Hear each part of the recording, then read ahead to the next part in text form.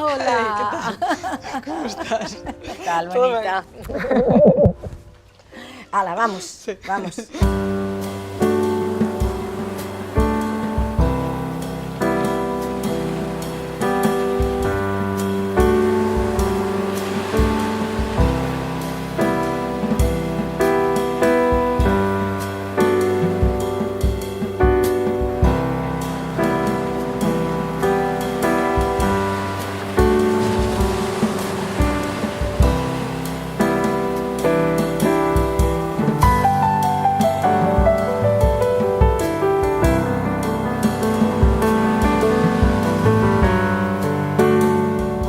Conversa un, toma segunda. A ver, Rosalía, que nos están pedindo que avaliemos o ensino do galego dos últimos 40 anos. Eu estive pensando así un pouco que cousas importantes destacaría dos últimos 40 anos do ensino do galego, porque xa levo 33 ou 34 anos dando aulas. Sempre dei aulas de galego, a maiores de outras materias. Agora tamén son profesora de portugués, non? Mas eu creo que o máis importante e o que máis deberíamos valorar é o imenso traballo realizado polo profesorado de galego. O profesorado de galego, cando entrou na escola, trouxe unhas dinámicas novas, unhas dinámicas, non sei se ti o ves agora como profesora nova, se non notas que precisamente o profesorado de galego está sempre implicado en todas as movidas culturais que hai nos centros. Está sempre responsabilizado do equipo de normalización lingüística. Se non é o coordenador ou coordenadora, está aí traballando. Se hai unha publicación, aí está corrixindo sempre. O galego entrou nas escolas dunha maneira moi natural, porque eu lembrome cando entrou o galego nas escolas, que eu era alumna, dunha maneira moi natural e dunha maneira moi transformadora. E eu creo que as escolas e os institutos que asumiron ese papel que lle toca ás escolas de normalizar a lingua, de que a lingua avance, de que a lingua teña dignidade e que a lingua sexa a lingua de comunicación, que o galego sexa a lingua de comunicación nas escolas. Ti ves hoxe o mesmo ou non? Eu estou totalmente de acordo con iso que estás a decir. De feito, estaba me vindo a imaxe así á cabeza, sabes, cando vas falando e se vai formando unha imaxe na tua cabeza, estaba pensando en Atlas un pouco, non? Claro, nos últimos 40 anos non podo avaliar porque non teño eses 40 anos, non? Pero sí que é certo que, claro, eu tiven a sorte de medrar nunha casa de mestres. Meus pais, cando foron mestres os dous, agora están xubilados, e cando eles empezaron a dar aulas, pois viñeron con todo ese ensino do galego, non? Digamos, foron, pioneiros nese sentido, entre outros, moito todo este movimentos que había, non? De renovación pedagóxica do uso do galego. E eu penso que esa responsabilidade, por iso decía o da imaxe de Atlas, non? Debera ser nun país un pouco máis normalizado, non? Un labor colectivo, non? É dicir, que a maior parte do profesorado debería estar implicado nesa normalización, non? E o profesorado de galego creo que nese sentido sí que ten exixelle demasiada responsabilidade nese sentido e non sempre se colabora o suficiente, non? E despois, xa tirando un pouco tamén do que estabas comentando, eu penso, guindo así esa cuestión, que o galego sempre foi asociado, e defendo moito esa idea, non? As aulas de galego a unha innovación pedagóxica de algún xeito tamén, non? É dicir, penso que ha de ser así, ademais, non? Dar esa imaxe tamén ao alumnado e ao resto do centro, non? De que, evidentemente, e así o é na maior parte dos casos, pois o ensino de linguas adoita estar sempre actualizado e o profesorado de galego en particular adoita abandeirar un pouco esa... Claro, porque date conta que a responsabilidade que temos nós é moi grande, porque nós estamos facendo realidade un soño do galeguismo histórico, que é o galego nas aulas, o galego na escola. E nós ese peso notámolo, non? E entón, nós estamos con unha vontade absolutamente transformadora da sociedade. Nós queremos que a nosa lingua sexa a lingua de uso habitual en todos os ámbitos, nos ámbitos cultos e en todos os ámbitos da vida dunha persoa que viva na Galiza, non? E entón sabemos que a escola é fundamental. Entón temos que facelo ben, claro que sí, temos que ir pola innovación, pero tamén non fomos moi ben tratados. ao longo destes 40 anos. Fomos moi desprezados, moi maltratados pola administración, fomos denunciados, fomos perseguidos os que éramos reintegracionistas. Entón, tamén somos un colectivo que non foi moi ben tratado, non? Non polo noso alumnado, que normalmente sempre nos quere moito e empata moi ben con nós, mas porque ese peso, esa responsabilidade que nós tiñamos, que nós temos aínda agora, eu creo que nas primeiras xeracións de profesores de galego tivo que ser enorme. E, bueno, á vista está todo o traballo que se fixo durante todos estes anos, non? Todas as publicacións, todas as actividades que se organizaron cada ano, todas as horas extras dedicadas, non, á nosa lingua, porque se algo ten o profesorado de galego é que ten moitísimo mérito pola cantidade de traballo que entrega de unha maneira totalmente altruísta e dunha maneira totalmente alegre á comunidade educativa e á sociedade tamén, non? E aínda, polo que me estás dicindo, aínda hoxe tamén. Porque claro, os que levamos tantos anos no ensino non sabemos moi ben así como a xente moza que está chegando agora, así que pensades, non, diso. Así nos vedes así como un pouco, oi, están os vellos e as vellas da escola. Non, para nada. De feito, eu creo que o profesorado de galego nese sentido é que ten un espírito máis xove, non? Ou máis xuvenil, non? Eu creo que, por suposto, que ten moito que ver con isto que estás describindo, non? De esa minorización, non? Por poñerlle un nome entre moitos, non? Eu creo que esa situación de fricción, quizáis, non? Coa sociedade ou con parte do profesorado, non? Ou da administración mesmo, si que che sitúa nunha condición determinada que che fai defender a alegría, non? Sí, mira ti que eu esa experiencia de problemas con meus compañeros e compañeiras de outras materias non a teño, e mira que son 32, 33 anos, e nunca me encontrei con un profesor que se opuxese, non, máis ben todo o contrario, era axudar, era incorporarse, porque o profesorado galego está co galego. Pode haber casos isolados que, bueno, como en todos os ámbitos, non? Mas o profesorado galego está co galego nas aulas. Eu é o que vexo por todos os centros que fun, e agora estou no vendo tamén. Hai moitas persoas que entran na aula e falan galego, de materias que, ao mellor, de maneira obrigatoria, terían que dalas en castelán, que teñen moitísimo mérito, e ao mellor son español falantes na súa casa, mas entran na escola, o alumnado é galego falante, o profesor tamén respeita iso. Incluso hai profesores e profesoras que son de fora e que eu nunca me encontrei con ningún problema nese sentido. Eu os únicos problemas que tiven, xa os contei antes, foron por ser reintegracionista e, en concreto, por recomendar o Escorpio de Carballo Calero no Instituto de Caranza, en Ferrol, que é o Instituto Carballo Calero, que aí foi o meu primeiro destino definitivo, e aí casi me acaban coa saúde, non?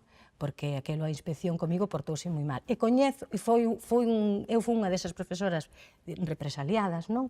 E coñezo máis casos, porque houbo un momento en que ser profesora de galego e ser de AGAL, ser reintegracionista, era un problema para a administración. E entón había unha perseguizón, e porque entendían que algo, non sei, que podía haber unha grande catástrofe. Fíxate ti como cambiou, non? Ao longo de todos estes anos, para ben nese caso, non?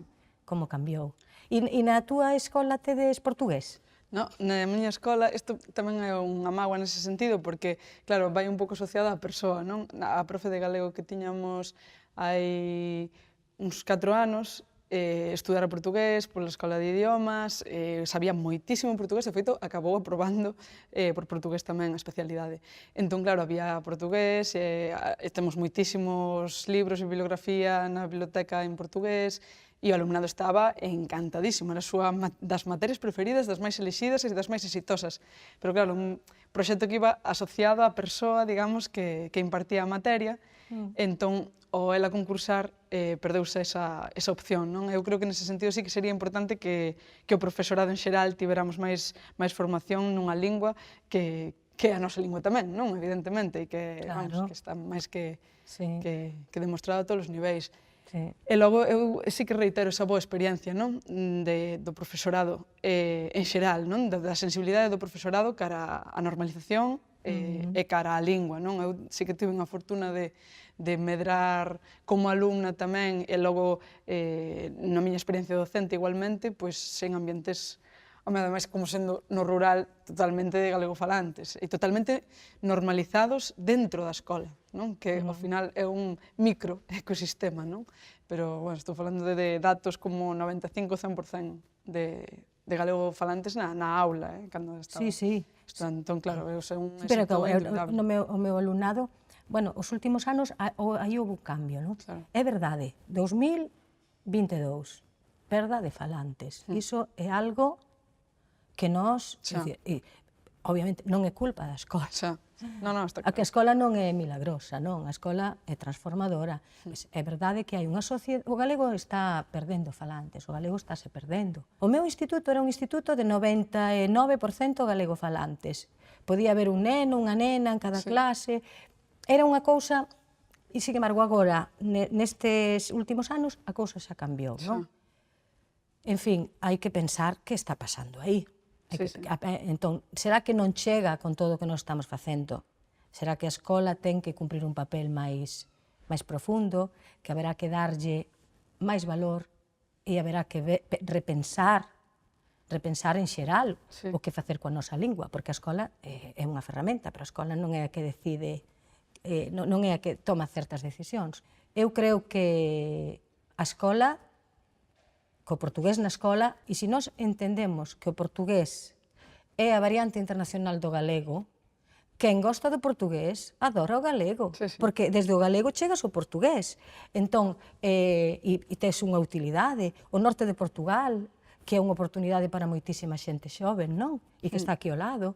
Entón, a min isto pareceme que agora, despois de 40 anos, que xa é unha nova etapa. Non sei por qué, me dá a sensación de que algo grande está pasando e que vai cambiar, algo vai cambiar. Ti tes a sensación de cambio agora? Absolutamente. Agora, isto é decir, o cambio de paradigma que supón a popularización de internet e, sobre todo, nomeadamente as redes sociais, o dominio das redes sociais por parte do alumnado, eu penso que marca un antes e un despois da concepción que o alumnado ten, evidentemente, do mundo, xa só, non? E, por suposto, a chave para abrir o mundo é a lingua, non? Entón, claro, de repente, se ti ves que falando a túa mesma lingua, a túa lingua que falas coas túas aboas, e a lingua que falas na casa, te entendes con alguén que está ao outro lado do Atlántico, isto supón un cambio que estás vendo bueno, pois calquera dos ídolos, non? Do noso alumnado, e está escoitando falando desde Brasil, claro, de repente iso supón un cambio de paradigma para min importantísimo, non? E logo eu sigo ca teima, non? Que é unha teima constante que teño, que ten que ver, tamén que ao mellor non o comentamos antes, co cambio na metodoloxía, non? E como isto afecta o cambio do ensino e aprendizaxe de linguas. É dicir, antes o peso da oralidade era moito menor, por non decir nalgúnas materias casi inexistente, non? Hoxe en día non se concibe o ensino de linguas sen oralidade, sen a expresión corporal incluso, non? A expresión teatral, o teatro, todos temos radio na Biblio, non? Grazas as bibliotecas escolares, a radio escolar. Entón, eu creo que ese cambio cara a oralidade, ese cambio de paradigma, pois supón, estou de acordo totalmente con esa dificultade e con esa perda de falantes gravísima e que compre repensalo todo, e paradóxicamente, ao mesmo tempo, pois está habendo unha serie de oportunidades e saídas, non? Que penso que temos que, desde ese repensar, aproveitar, non? Porque, claro, eu creo que é moi necesario que o alumnado sinta a necesidade de empregar a súa lingua e sinta a utilidade e o sentido da súa lingua no mundo, non? Nos dous sentidos, no sentido máis de volver ás raíces e de ter unha identidade nun mundo cada vez máis globalizado e no que cada vez é máis doado perderse nunha sociedade cada vez máis líquida, e por outro, non estar no mundo e non estar conectadas dende o noso, pero no mundo, non? Eu da innovación educativa noto moito no tema do portugués, porque claro, o entrar en contacto con docentes de portugués, aí teñen moitísimas ferramentas, porque hai un fallo, quizá, no ensino da lingua galega, é a excesiva gramaticalización. Exacto, aí é xusto. E iso, sabemos que iso non é así, non? Que decir, co adxetivo, non. ten que ser de outra maneira. Entón, claro, hai que innovar, ao mesmo tempo hai que protexer, e desde logo a tarefa que vos queda para as que acabades de chegar, preparadevos, porque esa parte vos toca a vos, Sí, sí, efectivamente. Eu creo que despois aí tamén temos que ter en conta que xa só a nivel neurolingüístico, a nivel científico, a ciencia demostra que unha inmersión lingüística na propia lingua vai facilitar a aprendizaxe de moitísimas outras linguas, non? É dicir, hai que ver que non poñer eso en evidencia ou impedir iso sí que é unha cuestión que non ten que ver ca ciencia, senón que ten que ver con cuestións políticas e ideolóxicas. Pero está demostradísimo que se nós, o castelán, non, que a lingua que nos rodea, xa imos adquirir, porque todos os medios de comunicación están en castelán, porque temos a materia de castelán, porque todo o que nos rodea está en castelán, o lóxico, a nivel científico, estou falando de neurolingüística, é facer unha inmersión en lingua galega para que eu sexa absolutamente bilingüe, non? Unha vez que eu sexa absolutamente bilingüe, vai formándose esa chamada competencia subxacente común, non? Que é, digamos, a base común das diferentes linguas que vou adquirindo. En canto iso se reforza, eu logo aprendo que asocio fiestra con fenetre, asocio non, todas estas, bueno, e co italiano e con todas as linguas romances, non? E con outras linguas que non son romances. É dicir, eu creo que nese sentido tamén hai que reforzar a idea de que tamén volvendo a esta sociedade líquida, non? Que eu creo que hoxe en día temos outros retos diferentes aos de hai 40 anos, pero a situación é tanto máis complexa. É certo que é máis sutil, que é o que decías antes, non? É máis sutil todo en xeral. Está clarísimo, é que hai que ir por aí. Ademais, eu creo que agora vos estades xa capacitadas para dicir, ben, vamos a ver, cal é o camiño? Ti cal pensas que é o camiño? Porque realmente isto non pode seguir así. Eu creo que se poden facer dúas cousas. Por un lado, explicar o galego coas dúas normativas, coa normativa, digamos, local, galega, e a normativa internacional, o que sería o binormativismo, que se está falando moito últimamente diso, e iso na escola podémolo facer. Podémolo facer perfectamente. Profes de galego, profes de portugués, podedes facelo? Claro. Profes das outras materias, problema? Ningún, levamos anos dicindo que isto hai que facelo. Porque é que é así. Esta é a realidade. O que pasa é que arriba non nos veñen visitar cando estamos traballando. Vamos facer ou por aquí o binormativismo ou vamos empezar. Non digo máis, porque a aproximación ao portugués xa se iniciou no 2003, xa se deixou atrás a segunda forma do artigo, xa se deixaron atrás e xa empezaron a reducción dos grupos cultos. Por que non meten agora o NH e o LH? Que pasa? É tan difícil sustituir. Que non seremos... Dille ao profesorado, dinche, perfecto, vamos a facer. E a escola aí sí que pode cumprir un papel importante. Vamos facer historia, vamos cambiar as cousas de verdade. Caramba, que xa pasaron 40 anos. Efectivamente, 40 anos despois, e sobre todo no século XXI, neste mundo, neste contexto que estamos a trazar, non? Hai algo evidentísimo, non? Metodolóxicamente, a nivel pedagóxico, por engadirlle xa que agora estamos máis no eido lingüístico, non? Por engadirlle rodear un pouco este que acabamos de deseñar e sumando a esa cuestión un matiz pedagóxico, non? O tratamento integrado de linguas, onde está quedando? Quero decir, moitas veces estamos compartimentando absolutamente as materias dun xeito totalmente artificial, non? E isto é algo que se ven repetindo non de onte siquera, é dicir, de hai moito tempo, non? Sabemos que a división en materias en xeral é un artificio, non? Que hai que, bueno, pues temos que por organización do centro e polas especialidades e pola configuración do sistema educativo, pois que se segue a respetar. Pero o que si a concepción tan estanca, eu creo que iso sí que está obsoleto, non? É dicir, cada vez máis hai que coordinarse entre as profes de linguas e camiñar cara a un ensino intercultural, plurilingüe, e eu creo que aí sí que todo isto nos sitúa xa non só no que estás anotando, sino nun cambio de paradigma total no ensino e aprendizaxe de linguas no século XXI, non? Que eu creo que é tamén o que reclama o alumnado e a sociedade, non? É dicir, a típica cuestión que nos repite o alumnado, e isto sí que é unha reivindicación do alumnado continuamente. Por que a profe de galego nos di que temos que analizar en árbore e a profe de castelán nos di que non sei que? En inglés o suxeito non sei que, pois en portugués... E ao final esas ideas non se van vinculando, non? E coa historia, non? É que eso démolo... Sí, pero eso foi en música. O neoclasicismo, sí, pero eso démolo en música.